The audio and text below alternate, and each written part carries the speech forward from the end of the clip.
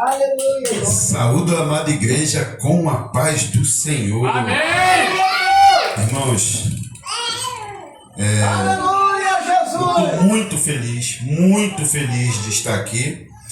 Já fui convidado outras vezes para estar aqui, mas por conta de algumas agendas nós não pudemos estar aqui. Mas eu estou feliz, eu estou duplamente feliz.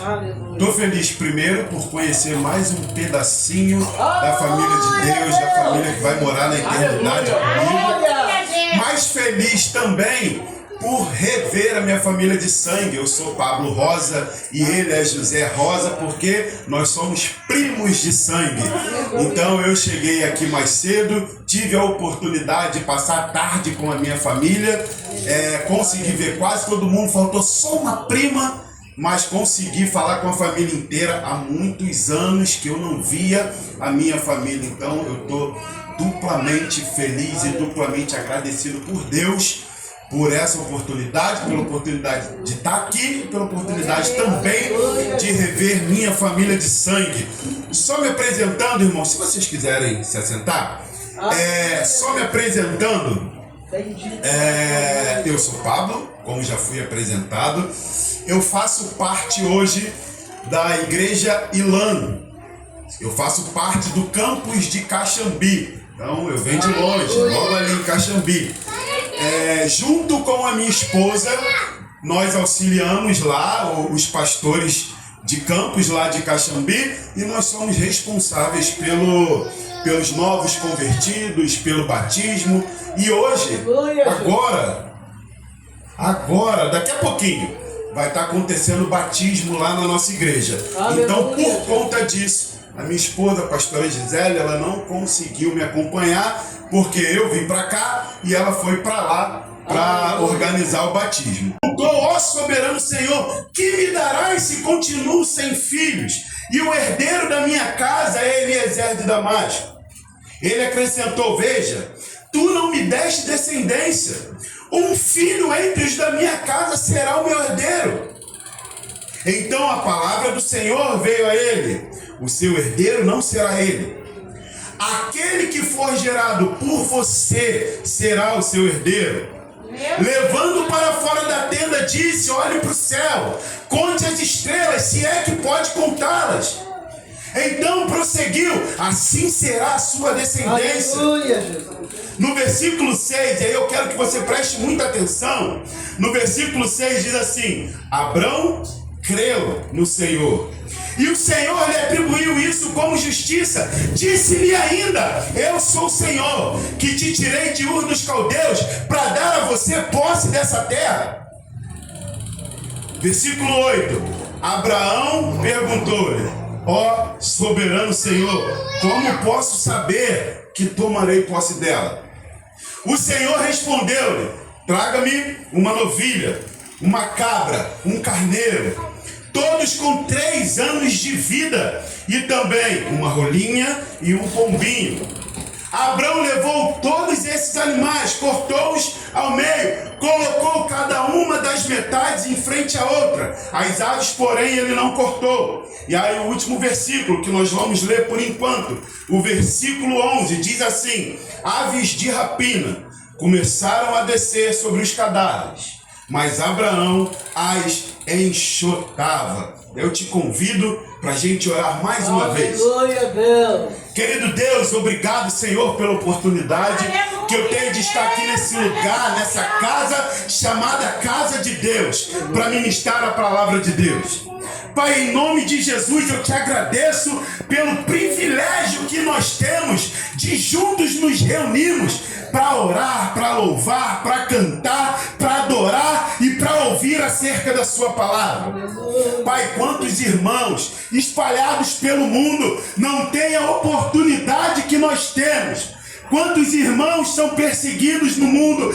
Quantos irmãos precisam levar um pedacinho da Bíblia no bolso e ainda assim, se for pego, será preso ou até mesmo morto, mas eles continuam no propósito de te adorar.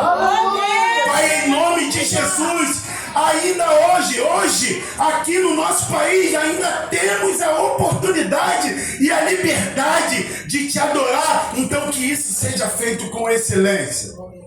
Pai, em nome de Jesus, de mim mesmo eu não tenho nada para falar.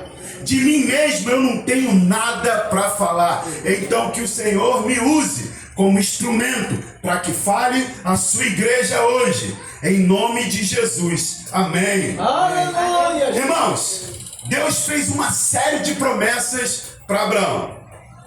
Porém, uma das promessas ardia no coração de Abraão: ter um filho, ter uma descendência.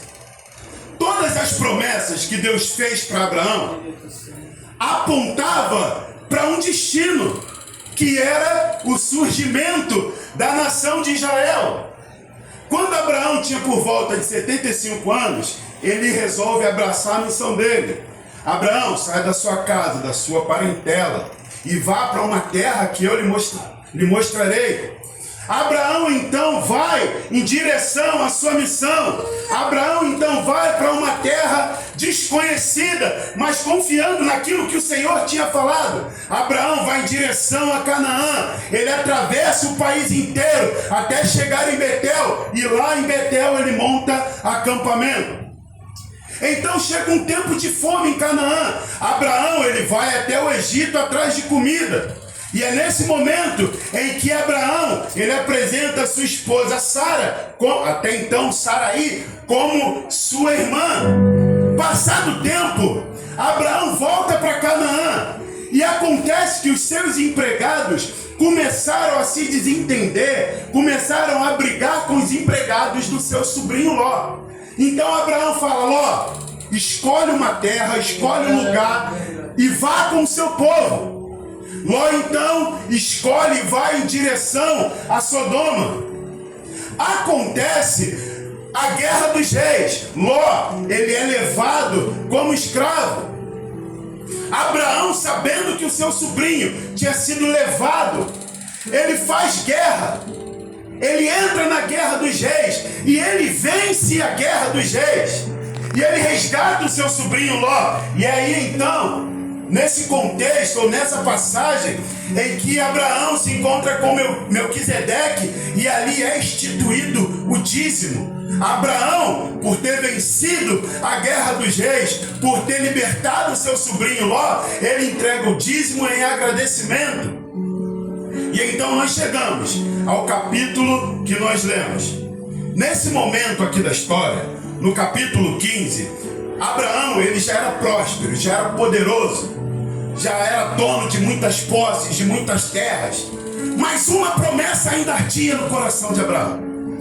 Ainda que ele tivesse tudo, ainda que Deus tivesse entregado tudo para Abraão, riquezas, posses, uma promessa ainda ardia no coração de Abraão: ter um filho, ter uma descendência.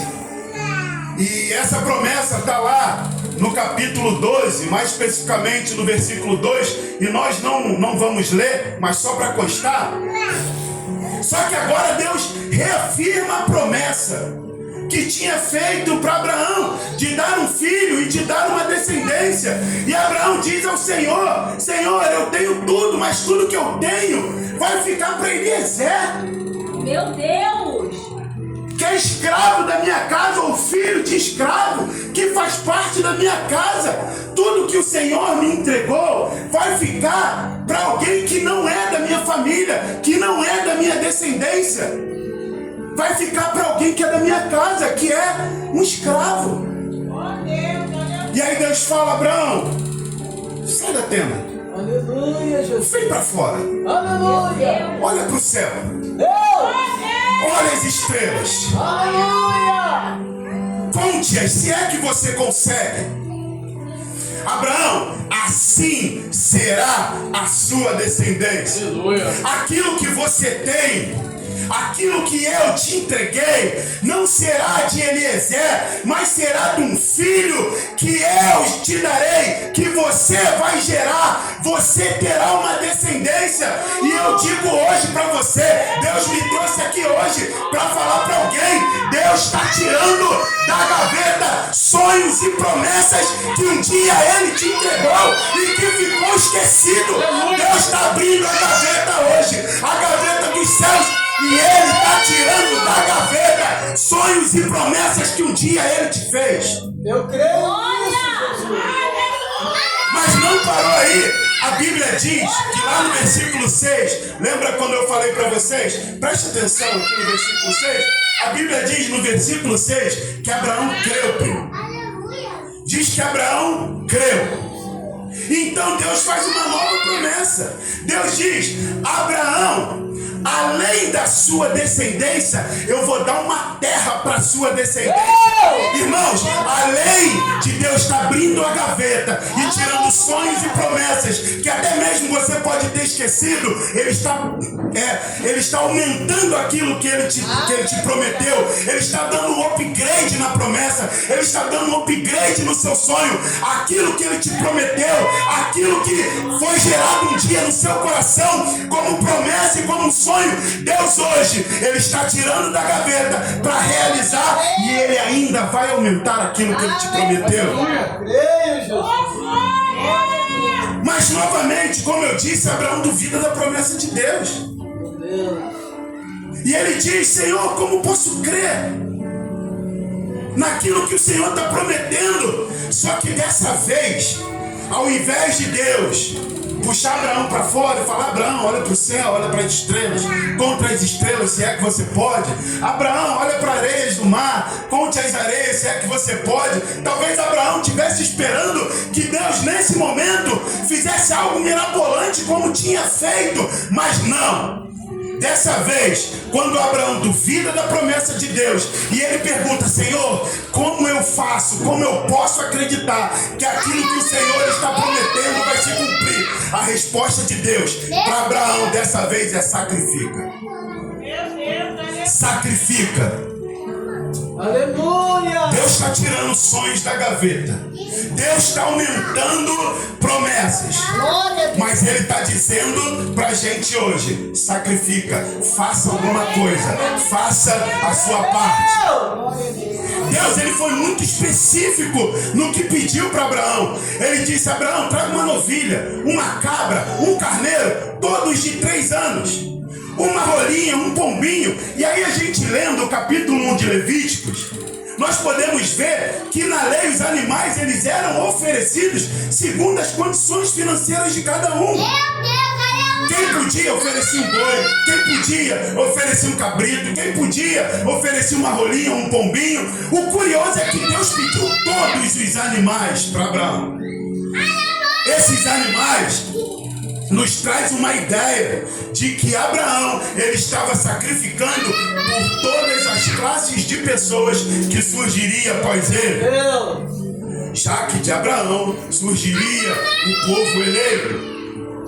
E agora que nós já entendemos o contexto histórico dessa passagem, eu quero fazer uma analogia com vocês a respeito do sacrifício de Abraão. O que o sacrifício de Abraão, ele pode ou representa para a gente hoje? Primeiro, o seu sacrifício, ele é do tamanho da sua promessa. Eu creio. Você consegue repetir comigo? O meu sacrifício é do tamanho da minha promessa. Olha o que Deus diz no versículo 8. Abraão perguntou-lhe: ó soberano Senhor, como posso saber que tomarei posse dela? O Senhor respondeu-lhe: traga-me uma novilha, uma cabra e um carneiro, todos com 3 anos de vida, e também uma rolinha e um pombinho. Irmão, às vezes nós temos algumas reações que é de olhar para a vida de algumas pessoas e de alguma maneira, de alguma forma, tentar comparar aquilo que elas fazem com o que a gente faz. O que Deus está exigindo delas com o que Deus está exigindo da gente. De repente você pode me falar: pastor, eu estou aqui todo domingo, eu estou aqui na segunda-feira, eu estou aqui na quarta tarde, eu faço jejum de 7, jejum de 21, jejum de 40 dias, eu vou para o monte, eu participo de campanhas. Irmãos, graças a Deus por isso. Você tem que se alegrar por isso, porque se o Senhor está cobrando isso tudo de você, é porque o que Ele tem para a sua vida é muito grande. Você devia estar preocupado se o Senhor tivesse exigindo pouco de você. Se Deus está exigindo muito de você, é porque o que Ele tem para entregar para você é muito grande. Então não pare de fazer aquilo que você está fazendo. Continue fazendo, continue se esforçando, continue sacrificando, porque o seu sacrifício, ele representa o tamanho da promessa que Deus tem para você. Aleluia! O pastor Felipe e a pastora Renê, eles chegaram aqui no Brasil há 25 anos atrás, vindos dos Estados Unidos como missionários. Eu não tenho como comparar o meu sacrifício com o sacrifício do pastor Renê e da pastora Renê e do pastor Felipe. Eu não tenho como comparar o sacrifício deles. Eles chegaram aqui há 25 anos atrás. Eles começaram a se reunir no fundo de um CIEP, lá em Vargem Grande, com pouquíssimas pessoas. E ali ele foi sacrificando. E hoje nós somos 13 igrejas. Hoje nós somos mais de 10 mil pessoas. Então você imagina o tamanho do sacrifício do pastor Felipe e da pastora Renê. Eu não tenho como comparar o meu sacrifício com o sacrifício deles. Eu não tenho como comparar aquilo que o Senhor tem exigido de mim com aquilo que o Senhor tem exigido deles. O Senhor exigiu tudo aquilo deles. Saia do seu país, vá para um país desconhecido, vai lá e vai para o fundo de um CIEP, começa a se reunir com pessoas. A pastora Renê, ela foi agredida na orla do Recreio por um morador de rua que teve um surto. E o cara deu uma paulada na cabeça dela, ela caiu no chão, ele continuou agredindo. E a pastora Renê, se você ver o filme, ela conta lá, o pastor Felipe conta, que ele foi perguntar para o médico qual é a chance da Renê permanecer viva. E o médico diz 1% e ele dá glória a Deus. E o médico fala, 1% você está dando glória a Deus? E ele diz, é porque Deus vai fazer em cima desse 1%. Aleluia! E a pastora Renê está viva hoje. E a pastora Renê não tem uma sequela. Glória! Só que naquele momento eles poderiam ter desistido e terem voltado para os Estados Unidos. Mas eles permaneceram aqui, porque existia um propósito para eles nesse lugar. Existia um propósito para eles. E eles continuaram, e eles permaneceram sacrificando. Então aquilo que Deus tem exigido de você, aquilo que Deus tem pedido para você fazer, é do tamanho da promessa que Ele tem para você. Obrigado, Deus! Glória a Deus. O seu sacrifício, ele é do tamanho da sua promessa. Aleluia.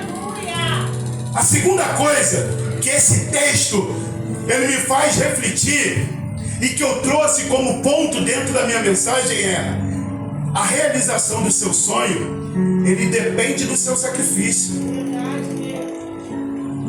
A realização do meu sonho para se cumprir, ele depende do meu sacrifício. Olha o que diz no versículo 2.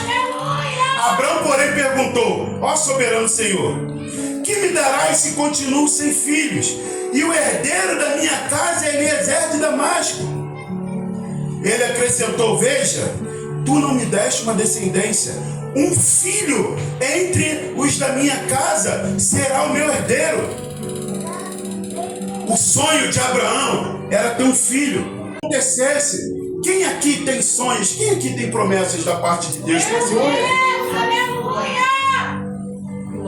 Agora uma pergunta: o que você está fazendo para que esse sonho, para que essa promessa se realize?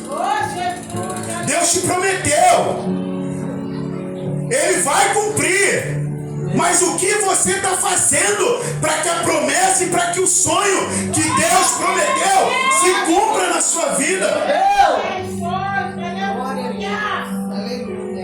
Deus te prometeu e você está parado, sentado no banco da igreja, de braço cruzado, esperando que Ele faça parte dele, sem você fazer a sua parte? Deus é justo, sim ou não? Uma analogia, só para que a gente entenda. Existem duas pessoas. Uma em que o Senhor prometeu que passaria num concurso público, por exemplo. Só que essa pessoa vive de promessa, ela não faz nada, está de braço cruzado, ela não estuda, ela não faz nada, ela vive da promessa que Deus fez. Do outro lado, nós temos uma pessoa em que ela está matriculada no cursinho, em que ela está deixando de sair no final de semana, de passear com a família, ela está lá se dedicando, está estudando. Se Deus é justo, quem tem que passar, irmão? Essa vaga tem que ser de quem? De quem está vivendo de promessa, de braços cruzados, ou de quem está se esforçando e está sacrificando para que o sonho e para que a promessa se cumpra? Deus está nos chamando hoje para pensar acerca disso. O que eu estou fazendo para que a promessa de Deus se cumpra na minha vida? O que eu estou fazendo para que o sonho que Deus um dia me entregou se cumpra na minha vida? A realização do seu sonho, ele depende do seu sacrifício. Abraão perguntou ao Senhor: como posso saber que o que o Senhor prometeu vai se cumprir? E a resposta de Deus foi: Abraão, sacrifica. Meu Deus! O sim de Deus já foi liberado do céu para a sua vida. Aquilo que Deus te prometeu, aquilo que Ele tem para você, já foi liberado do céu. Ele já deu sim. Agora só falta você se movimentar em direção à sua promessa, em direção ao seu sonho, acessar o céu e tomar posse daquilo que Deus te prometeu. Aleluia! Meu Deus! Deixa eu te contar uma história. A minha esposa, ela tinha um sonho de ser funcionária do Bradesco. Ela trabalhou anos sendo terceirizada do Bradesco, trabalhando numa empresa que era terceirizada, e o sonho dela era ser funcionária Bradesco. Ela fez processo uma vez, ela passou em todas as etapas, mas ela não entrou, ela não foi aprovada porque o meu nome estava sujo. Ela passou em tudo, só que o meu nome estava sujo. Então ela não pôde acessar a vaga, ela não se tornou uma funcionária Bradesco, ela não realizou o sonho dela naquele momento. Mas ela não desistiu. Ela fez uma segunda vez. E aí ela passou em todos os processos. Só que de uma hora para outra encerraram ou acabaram com o processo, mesmo ela tendo passado. Isso poderia ter gerado uma frustração no coração dela. Isso poderia ter paralisado ela. Ela poderia nesse momento ter pensado: eu já tentei uma vez, eu já tentei 2 vezes, eu vou parar. Mas ela não parou. Ela tentou uma terceira vez. E mais uma vez, ela passou em todas as etapas do processo. Só que juntamente com ela, mais uma pessoa também avançou no processo. Escolheram a outra pessoa ao invés dela, porque eles acharam que a outra pessoa tinha mais perfil da vaga do que ela. Oh, meu Deus! E ali ela desanimou, a gente conversou em casa, ela chorou, ela falou: acho que isso não é para mim. De repente passa um mês e ela recebe uma mensagem falando: Gisele, nós abrimos uma outra vaga que não existia, e como você passou no processo, nós vamos encaixar você nessa vaga. Meu Deus! Irmãos, a vaga não existia. A vaga não existia, mas por conta do sacrifício da Gisele, Deus fez uma vaga se abrir para que ela fosse encaixada, para que o sonho dela se realizasse, porque ela não desistiu, porque ela sacrificou. E eu te digo hoje, sacrifica, não desista do seu sonho. O que você está fazendo para que a promessa de Deus, para que o sonho de Deus se aconteça na sua vida. Oh, meu Deus! Aleluia! E a terceira coisa em que Deus falou comigo dentro dessa passagem, Obrigado, Deus.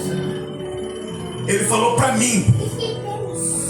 para mim, Pablo, proteja o seu sacrifício para que a sua promessa se cumpra. Então eu digo para você hoje, nessa noite, Aleluia! proteja o seu sacrifício para que a sua promessa se cumpra. Ele diz, olha o que a Bíblia diz no versículo 9. O Senhor respondeu-lhe: traga-me uma novilha, uma cabra e um carneiro, todos com 3 anos de vida, e também uma rolinha e um pombinho. Abrão levou todos esses animais, cortou-os ao meio e colocou cada uma das metades em frente à outra. As aves, porém, ele não cortou. Versículo 11, essa é a chave, presta atenção. Aves de rapina, urubus, aves de rapina começaram a descer sobre os cadáveres, mas Abraão as enxotava. Urubus começaram a descer sobre o sacrifício de Abraão, querendo se alimentar daquilo que Abraão tinha sacrificado, e Abraão as enxotava. Tem um montão de gente querendo se alimentar daquilo que você está sacrificando. Tem um montão de gente se aproximando de você, querendo usufruir daquilo que você está sacrificando, e o Senhor está dizendo para você nessa noite: enxota para bem longe esses urubus, porque eles só querem se alimentar sem fazer esforço nenhum daquilo que você está sacrificando. Meu Deus! Pessoas nocivas, pessoas maldosas vão aparecer querendo se alimentar daquilo que você sacrificou. Meu Deus! Se você não proteger o seu sacrifício desses urubus, sua promessa corre um sério risco de não acontecer. Eu listei algumas classes de pessoas que talvez você se identifique, ou identifique se essas pessoas, se tem pessoas assim próximas de você querendo se alimentar do seu sacrifício. Primeira, as egocêntricas. Tem a necessidade de ter o ego alimentado, gosta de aparecer, de ser o centro das atenções, usa as pessoas para se promover, e se alguém estiver se destacando muito, ela faz de tudo para que essa pessoa não apareça mais. Meu Deus! Porque ela tem medo de perder o seu posto de estrela. A segunda pessoa que eu listei, que eu coloquei nessa lista, são as pessimistas. Tem sempre um discurso negativo. Tende sempre a olhar para o lado negativo das coisas. Seu discurso é baseado em reclamações e críticas. Meu Deus!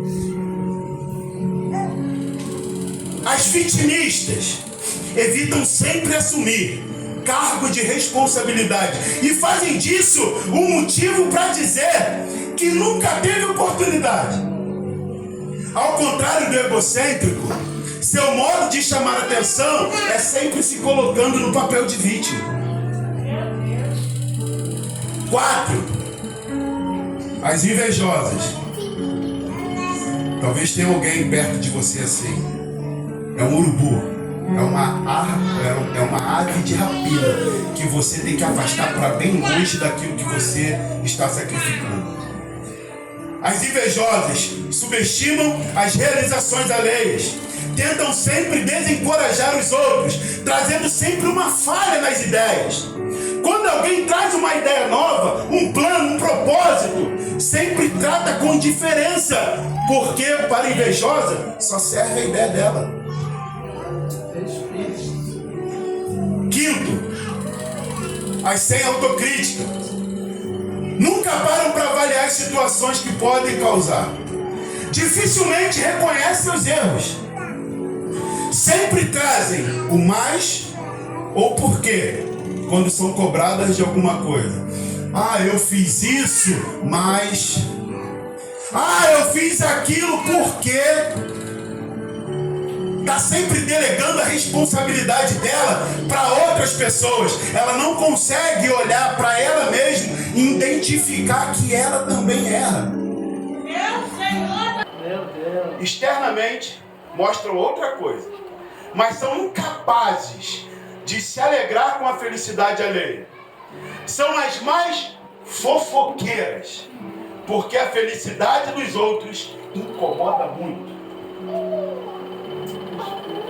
Talvez você já tenha sacrificado o suficiente. Talvez você já tenha sacrificado aquilo que Deus te pediu para que a sua promessa, o seu sonho se cumprisse. Mas você não vigiou o seu sacrifício dos urubus e das aves de rapina.